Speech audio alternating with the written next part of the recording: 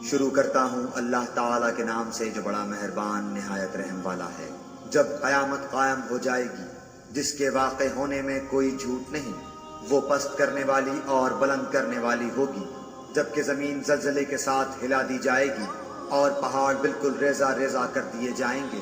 پس داہنے ہاتھ والے کیسے اچھے ہیں، ہم نے ان کی بیویوں کو خاص طور پر بنایا ہے اور ہم نے انہیں کنواریاں بنا دیا ہے، محبت والیاں اور ہم عمر ہیں۔ دائیں ہاتھ والوں کے لیے ہیں، جب میں غفیر ہے اگلوں میں سے اور بہت بڑی جماعت ہے پچھلوں میں سے۔ اور بائیں ہاتھ والے کیا ہیں؟ بائیں ہاتھ والے گرم ہوا اور گرم پانی میں ہوں گے اور سیاہ دھوئیں کے سائے میں، جو نہ ٹھنڈا ہے نہ فرحت بخش۔ بے شک یہ لوگ اس سے پہلے بہت نازوں میں پلے ہوئے تھے اور بڑے بڑے گناہوں پر اصرار کرتے تھے، اور کہتے تھے کہ کیا جب ہم مر جائیں گے اور مٹی اور ہڈی ہو جائیں گے تو کیا ہم پھر دوبارہ اٹھا کھڑے کیے جائیں گے، اور کیا ہمارے اگلے باپ دادا بھی؟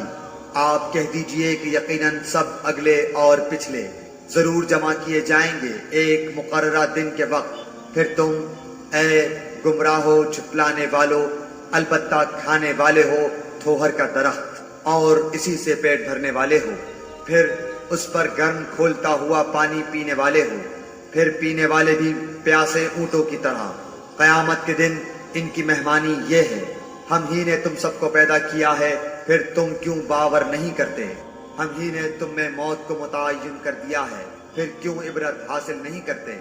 بس جب کہ روح نرخرے تک پہنچ جائے اور تم اس وقت آنکھوں سے دیکھتے رہو، ہم اس شخص سے بنسبت تمہارے بہت زیادہ قریب ہوتے ہیں لیکن تم نہیں دیکھ سکتے۔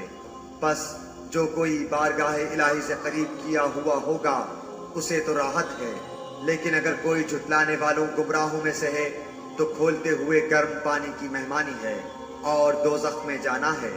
یہ خبر سراسر حق اور قطعاً یقینی ہے، بس تو اپنے عظیم الشان پروردگار کی تسبیح کر۔